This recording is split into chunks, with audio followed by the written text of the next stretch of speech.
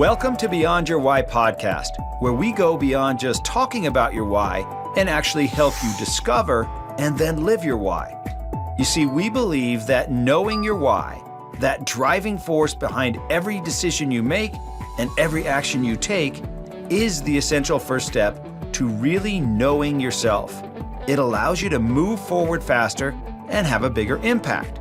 If you're already a fan of the show, then you know that every week we talk about one of the 9 whys, and then we introduce you to somebody with that why so you can see how their why is played out in their life. This show will be more powerful for you if you've already discovered your why. If you still need to do that, head over to whyinstitute.com and discover your why today. It'll only take you about 5 minutes. Now, let's meet today's guest. Welcome to Beyond Your Why podcast, where we go beyond just talking about your why and actually helping you discover and then live your why. So if you're a regular listener, you know that every week we talk about one of the 9 whys, and then we bring on somebody with that why so you can see how their why has played out in their life. And so this week, we're going to be talking about the why of clarify, to clarify or make crystal clear. So if this is your why, then you seek to be fully understood at all times. Everything has to be crystal clear. It is important for you to know that people get what you're saying, and you will use numerous methods to get a point across and make sure it's clear. You will use analogies and metaphors to share your views in an interesting and unique manner. You feel successful when you know that with confidence that your message has been fully understood and received. You want to reach this place of clarity and understanding before decisions are made and people move forward with a plan of action. So today I've got a great guest for you. Now, I have had him on before, but a lot has changed since then, and I wanted to have him on again. His name is John Livesay, aka the Pitch Whisperer. He is a sales keynote speaker where he shows companies, sales teams how to turn mundane case studies into compelling case stories so they win more new business.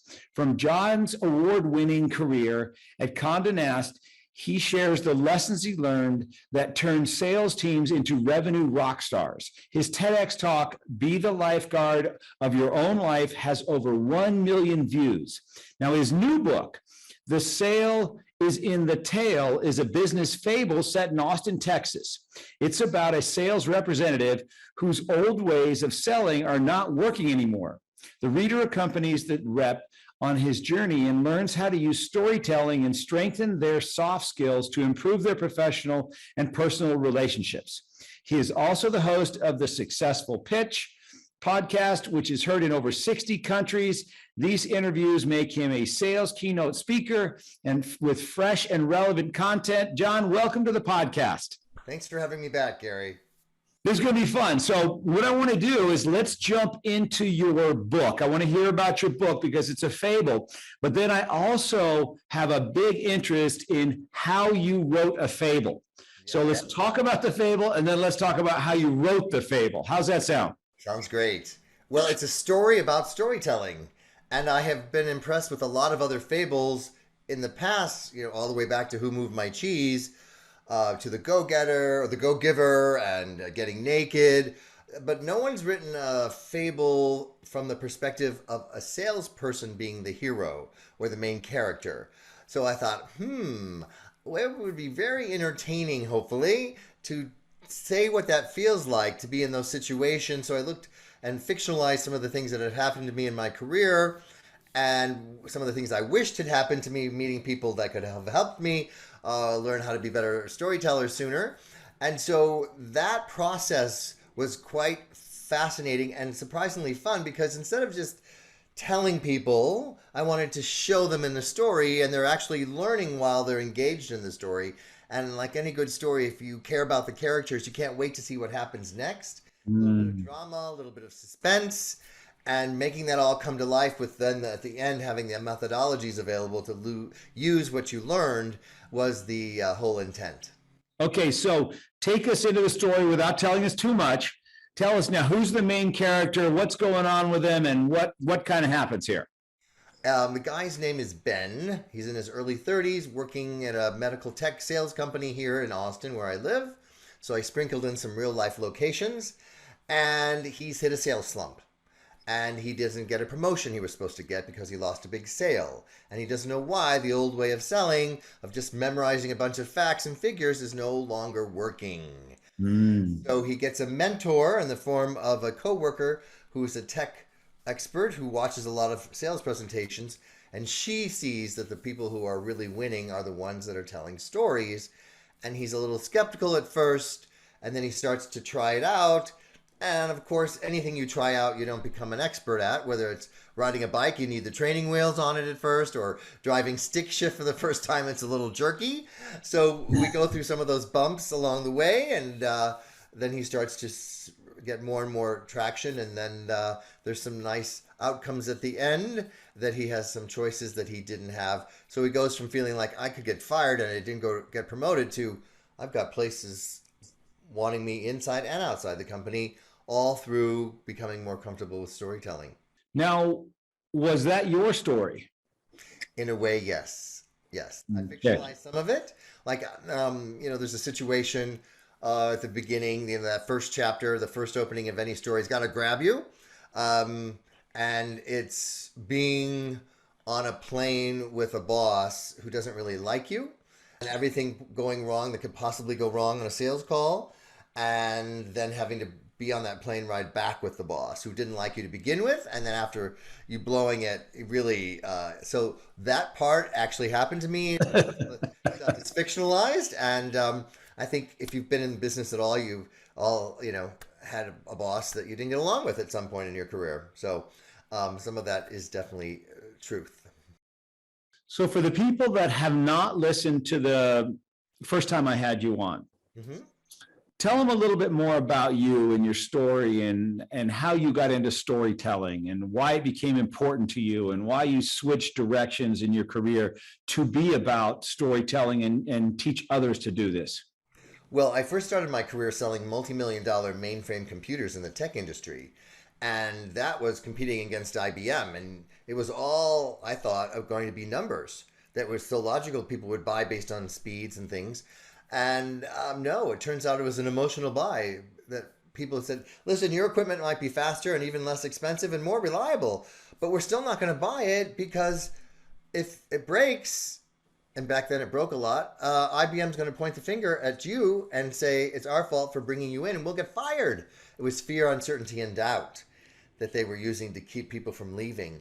And I thought, oh my gosh, there's a lot of emotion to this sale process, just like in advertising, which I majored in, that I hadn't thought was going to appeal in this level. And then I went and worked for an ad agency in Los Angeles, creating commercials for movies coming out on home video. And I really learned we could reposition the movie if it hadn't done well theatrically and have it edited in a different way that made people want to rent it. So that's where I honed my storytelling skills. And then the third career I had was selling media, selling advertising for publications. And Lexus would say, we looked at 50 magazines. We've narrowed it down to 10. You're each coming in for 30 minutes. Don't talk about numbers. We've already analyzed that, and we're going to pick 3. And some of the reps were like a deer in headlights, Gary. They're like, don't talk about numbers. What? Circulation or the income of my readers. What am I going to talk about? So I realized from my advertising agency background, whoever tells the best story of what the marketing idea is going to be is what's going to win this sale. So that led to a long 15-year career. Of course, some bumps along the way. I got laid off in 2008. Had to reinvent myself and learn how to sell digital, then got rehired back, won Salesperson of the Year. And that really became the premise of the TED Talk of we all have to learn to be the lifeguard of our own life. No one's going to come rescue us like in a hurricane when you don't evacuate. And now I have a passion for helping people tell stories because it makes you feel much less pushy and you become memorable. And whoever tells the best story, no matter what you're selling, is the one that gets the sale. What makes up a great story? A great story, Gary, should be 3 things. It should be clear, concise, and compelling. So let's look at each one of those. If it's not clear, if you use a bunch of acronyms, confuse people, they're never going to say they're confused. They're just going to say, okay, no thanks.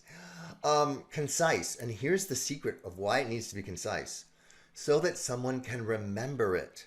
Meeting after the meeting that nobody ever thinks about. So if you put your empathy hat on of the buyers, they hear three different pitches from three different people, and then they have a meeting after the meeting, and they go, well, what do you all think? Well, they all sound the same. I guess we should just buy the cheapest.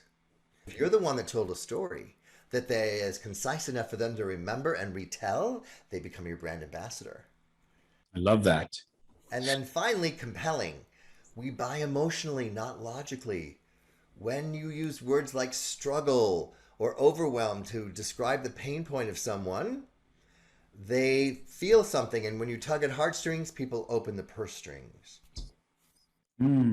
Now, I know I didn't prep you in advance, but would you have an example of that we can feel? Yes. So recently I was working with a healthcare medical company, and they were selling 4K resolution monitors for the doctors to use in a hospital. I'm talking about pixels and all the features of it. And now they tell this story. 6 months ago, Dr. Peterson at a rural hospital in Minnesota, not known for cutting-edge technology, decided to test this resolution monitor. And Blake, the salesperson, was in the operating room in case there were any questions. This particular surgery, the patient was overweight, which caused the surgery to be a little riskier, and because of that, the doctor hit a bleeder. There was an audible gasp in the operating room because to the naked eye, it was just a sea of red. The doctor calmly looked up at the resolution monitor, and the subtle colors in red between oxygenated blood and non-oxygenated blood allowed him to find the source of the bleeder quickly and save the patient's life. Turned to the rep and said, you know, we don't always need a monitor like this, but boy, when we need one, we need one. Now that rep tells that story to another doctor who sees himself in the story and says, I don't want to be caught in that situation without something to help back me up. I want that monitor too. It's a whole different way of selling the monitor versus describing the pixels. I love that. And I remember, and I'll continue to remember, when you need one, you'll need one. Yes. And now that's the secret of telling a really good story. Dialogue in the present tense, so that you feel like you're eavesdropping in on the story. And so you tell that story as if the doctor is having the conversation in the moment. The doctor said to Brad, you know, and that's as opposed to saying, you know, the doctor did say to me this. Say it as if it's happening now. I love that. And so you can use storytelling in almost anything, right? In selling yourself, selling your book, Yes. selling your product, selling anything. I was just on television 2 days ago being interviewed on how to use storytelling to ask for a raise. So you paint a picture, tell the story of what you did as opposed to just listing off a bunch of achievements. It's much more memorable because our brains are wired to remember stories versus numbers. And one of the things I have in my book is how it can help you in your personal life. And this actually happened to a client of mine. He said, you know, my 8-year-old daughter had said to me, Daddy, tell me a bedtime story. And he goes, okay, I'll read you a good night. No, don't read a book. Tell me one. And he goes, for a moment I panicked. And then I remembered you taught me the 4 steps to telling a story for business. And so I used that structure to make up a story, and it went really well. I love it. So when you decided to write The Sale is in the Tail, why did you pick a parable versus a book with a bunch of stories? Well, I had done a book with a bunch of stories before called Better Selling Through Storytelling. And I thought, let's take the reader on a journey that is one person, because when you tell a story that someone sees themselves in, they want to go on the journey with you. And so the example of the 4K monitor, other doctors see themselves in that doctor's situation. That could have been me. And the same, so I thought if I have a whole story that people are cheering for the hero and seeing some of the frustrations and the wincing at familiar, oh, I had a boss like that, situations, it will make it more of an emotional connection versus multiple stories. Yeah, I just wrote down. So as we're talking, if I look away, it's because I'm writing notes, because every time we talk, I take a bunch of notes. I wrote, that could have been me. Yes. That's really an important part of that story, right? Of all stories, or just that story? Yes. When you go see a wonderful movie, you're seeing yourself as the superhero. That's why kids love superheroes. and they want to wear the costume for Halloween, right? Maybe if I put on the cape, I'll have a superpower and I won't be my insecure self anymore. So, and the same thing when there's some challenges, and every good story has to have some problem, and the stakes have to be somewhat high for us to care about what's going on in the story. How do you take somebody through figuring out their story? So they contact you and they say, John, man, I got to be able to sell my new book, or Right. my new whatever it is, widget. How do you take them through creating their story? You have a series of questions, or what do you do? Yes. Well, there's actually 3 stories everybody needs. The first one is your own personal story of origin. How did you get here? I know you've got this wonderful story of origin of being a really successful dentist and then discovering the Y Institute. We need to know that. We need to know that your background is based in something that worked, and you had this aha epiphany of discovering it working here and applying it to other places.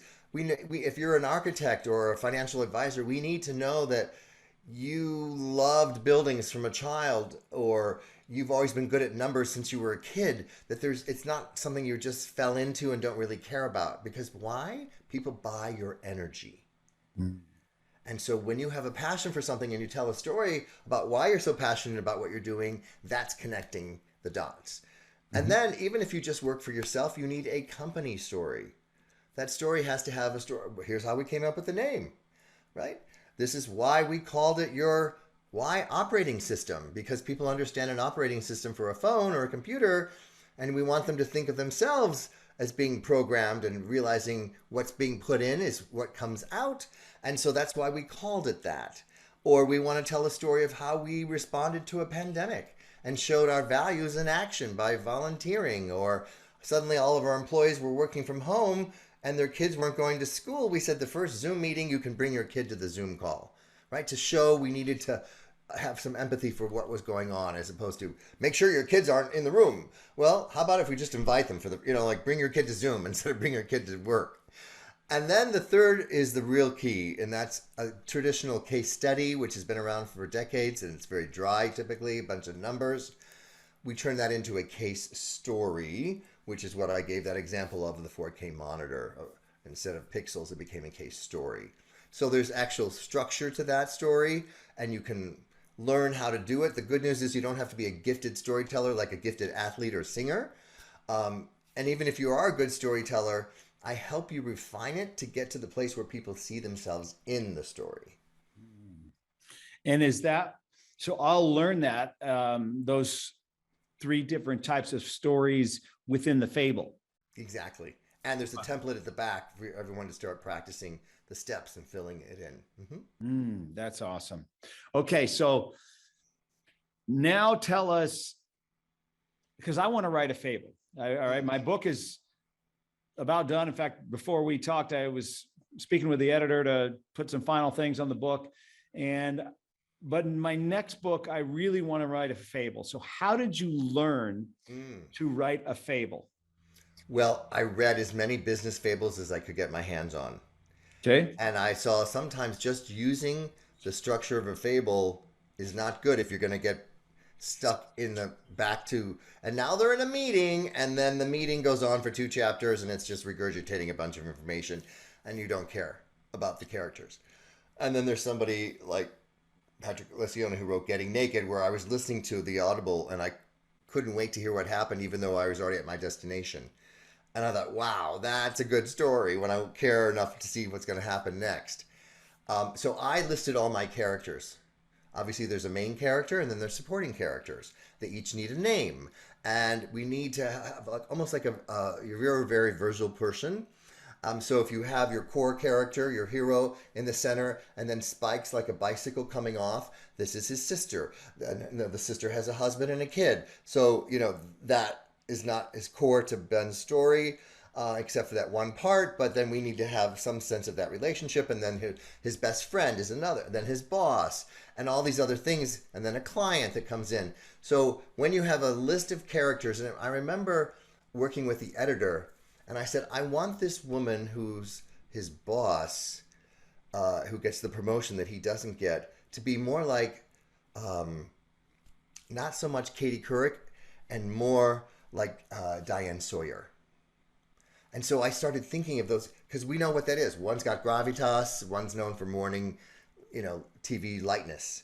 And so having that subtle descriptions of what these people's personality is totally dictates what they're going to say in the dialogue. Are they going to be chipper and happy? Welcome everybody to the sales meeting. That's a Katie Couric version of that, right? Are they going to be more like Diane Sawyer? Hello everyone, let's get to business. And what I imagine Diane Sawyer like at a meeting. So hopefully that's helpful for you.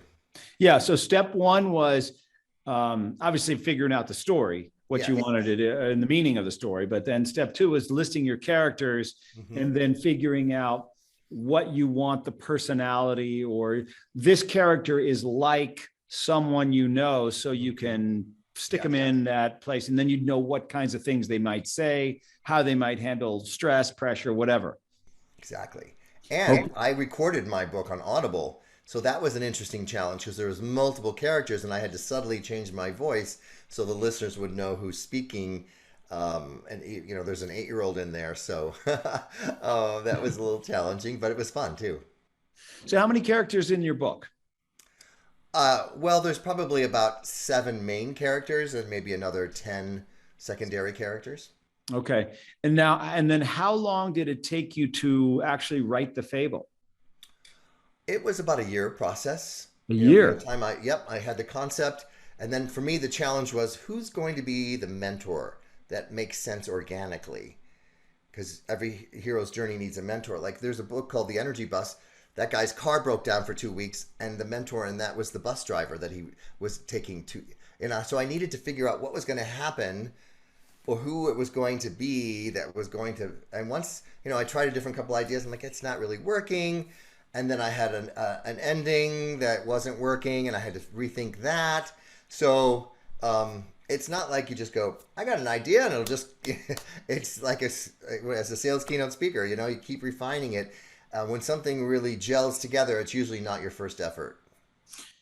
That was good to hear for the audience and for me, because not working rewrite is okay. Then it's not going to come out of your pen onto paper perfect first time. No. Not even close. No, and you need to keep digging deeper. And realize, is this a cliche thing? I don't want to say anything cliche. I want to come up with something that's never been done before. So one of the things that's really so rewarding as an author and as a speaker is when you say something or write something that people start using right away. And in this case, I realized that all of us, whether we're in sales or not, and my premise is everyone is in sales, are going to get rejected, frustrated, disappointed. And how do we get out of that? Or do we stay stuck in it? So I created this thing called the 5-5-5 method, where you zoom out like you're the movie director of your own life, and you say, will this bother me in 5 minutes? Somebody just cut me off in traffic. Will it bother me in 5 hours from now? Hopefully not. How about 5 days from now? Well, if I keep talking about it, yes. Right? And it's our ability to be resilient and get back up after life knocks us down. Now, when something really hard happens, like when my father died, I was so sad. I wish I'd had this tool, Gary, because I thought, if I could go 5 weeks from now, 5 months from now, 5 years from now, if I could see myself 5 years from now, I'd say, you're going to still miss him, but you promise you will not be this sad 5 years from now. So I love hearing from people going, something happened, I 5-5-5'd it, and I let it go much faster than I ever would have before. Thank you. That's what we do. That's why we do what we do. And the 5-5-5 is part of the Fable? Yes.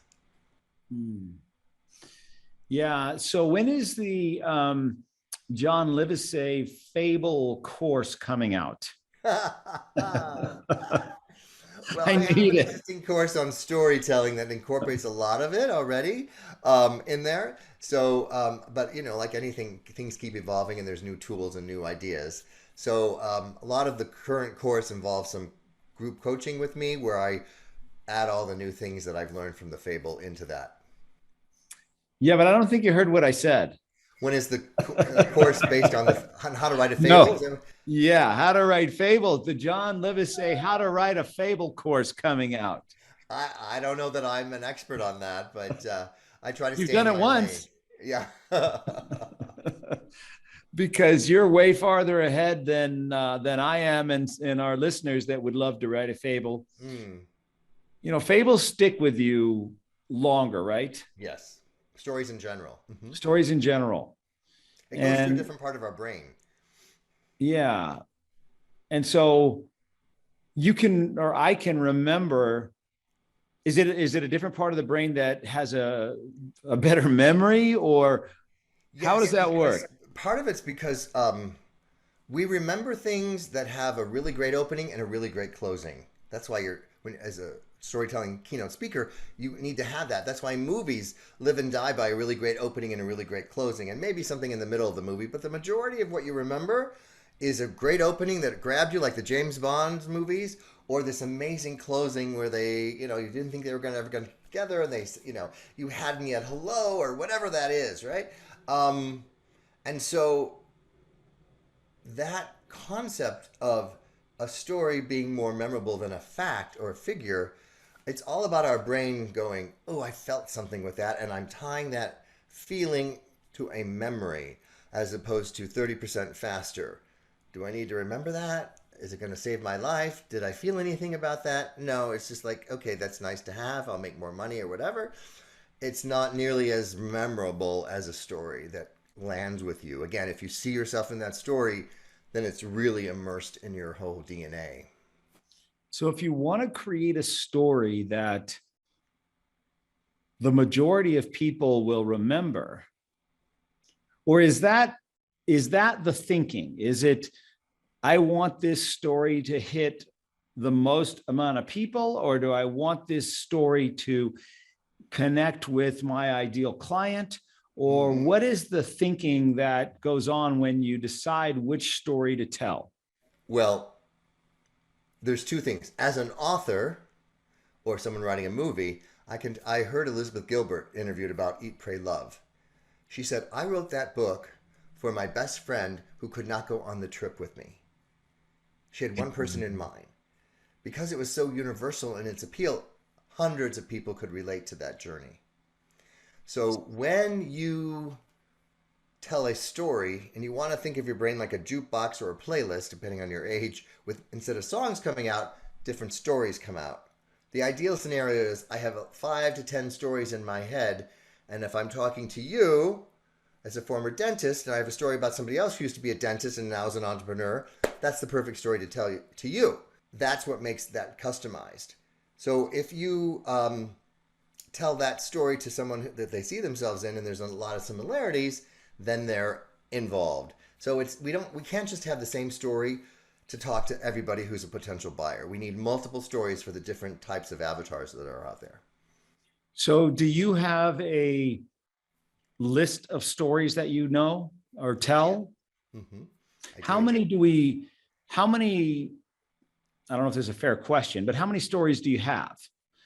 Oh gosh, I probably have about 40. Okay. Mm-hmm. So you've got a, so I'm trying to walk our readers through, I mean, our listeners through how they might go about becoming a better storyteller. But first you got to have the story. You got to like have your menu of stories. I got 40 stories. Yeah, you need a structure of what makes a good story. And then you've got one good one. And you're like, okay, now I've got one that I know works and I know why it works. I can duplicate that system and I know you're the master at, scaling something once it's proven. So once you understand the 4 steps to a great story, and then you go, okay, I've got one. Now, don't overwhelm yourself and try to get 40. Just say, I know I have 3 types of buyers that buy, let's say, 80% of what I'm selling, right? I was just working with a healthcare company in San Antonio that they offer dementia and assisted living for people with Alzheimer's. And they said, oh, so we have 3 kinds of people that come to us. Somebody moving from out of state, someone who's been living with an adult child and the adult child can't take care of them anymore, or someone who is at a different facility and it wasn't working out and they need a new place. Great. Now we know 3 different scenarios, and you can have 3 different stories ready to go that will cover you 80% of the time. Okay, I like that. And then you almost have like a plug and play type thing. I know the scenario, I know the story, boom, let's go. Exactly. And you start telling the story. You know, that you remind me of another client we had 6 months ago. His name was Larry, and you're off and running. So what does every story have, like a memorable moment, a memorable saying, a memorable, and how do you create that? Well, the 4 parts of it are the exposition, like you're a journalist, who, what, where, when. So you paint the picture to pull them in, describing the problem in detail, the solution, and the secret is the resolution. Imagine if the Wizard of Oz just stopped when Dorothy got in the balloon to go back. The end. No, there's that scene where she's at home, there's no place like home, and you were there, and all this appreciation stuff. So when you have a story that hits all 4 of those things, you know you've got a good structure going. And the memorable parts come when you really get sophisticated using neuro-linguistic programming. So if I say to you, Gary, the car door slammed, how do you experience that? I think about the last time somebody slammed the car door. Okay, did you hear it, feel it, or see it? Oh, I heard it. Heard it. Okay. So from neuro-linguistic programming, you would be an audio person, right? That probably means you say things like, does that ring a bell? Your car system, sound system is probably upgraded. Things like that are important to you. Somebody else might be kinesthetic and feeling. They feel the car door slam. They talk about, my gut doesn't tell me this is the right thing to do. Or they'll say, does this feel like something you want to do? Or like for me, does that sound like the kind of journey you like to go on? That's an auditory question. And if you're visual, like I am, you love photography usually. You say, do you see how the future could be together? You speak in those terms. So right. As a salesperson, communicator, it's our job to try and hit all 3. Now, other people can shift, but if you hit all 3 when you're communicating, people don't have to shift from their preference of how they experience the world. So back to this Alzheimer's dementia situation, they said, a patient came in and she was so depressed she had her head on the table. I said, okay, that's the beginning of a good story.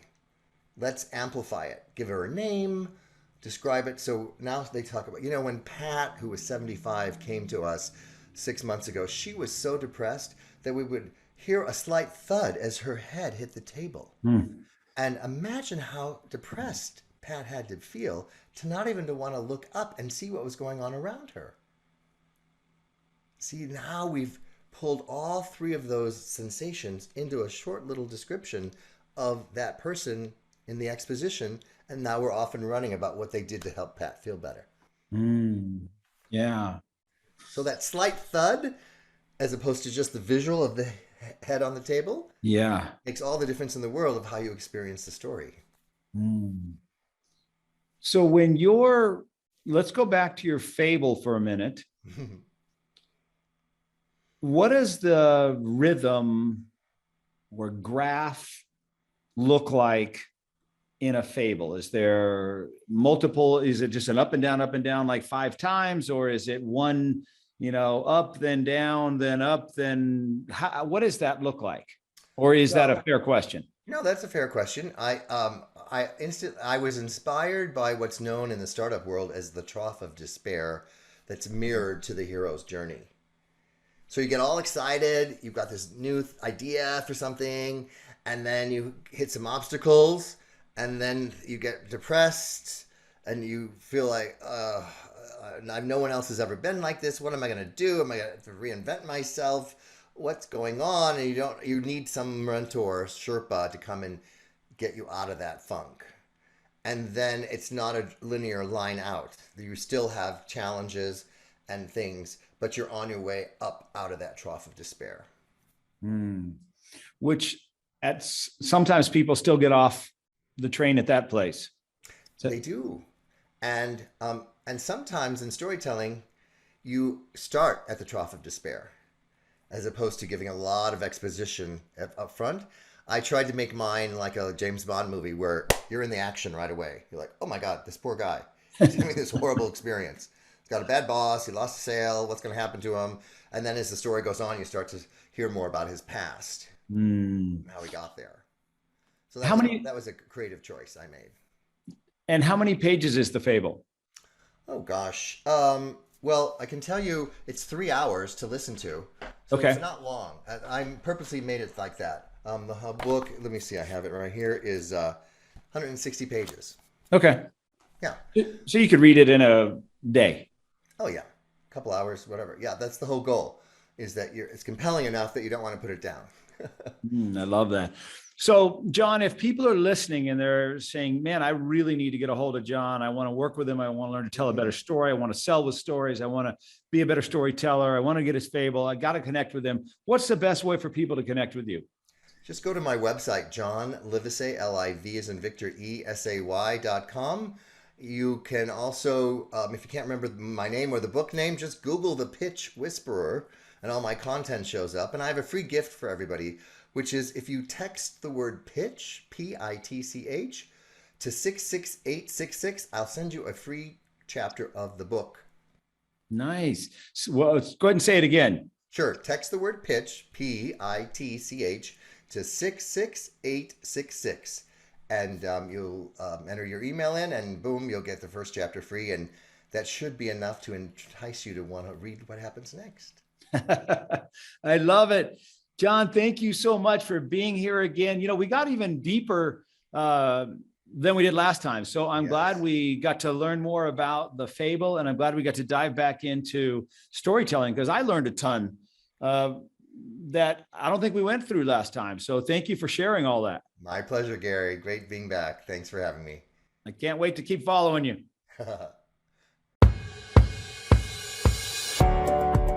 I really hope you enjoyed today's episode, and that through today's guest, you heard how important it is to know your why and how impactful it can be in your life and the lives of those around you.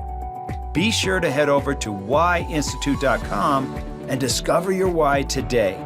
Remember, the more you know about yourself, the more you'll know about others. I'm Dr. Gary Sanchez, and I'll see you on the next episode.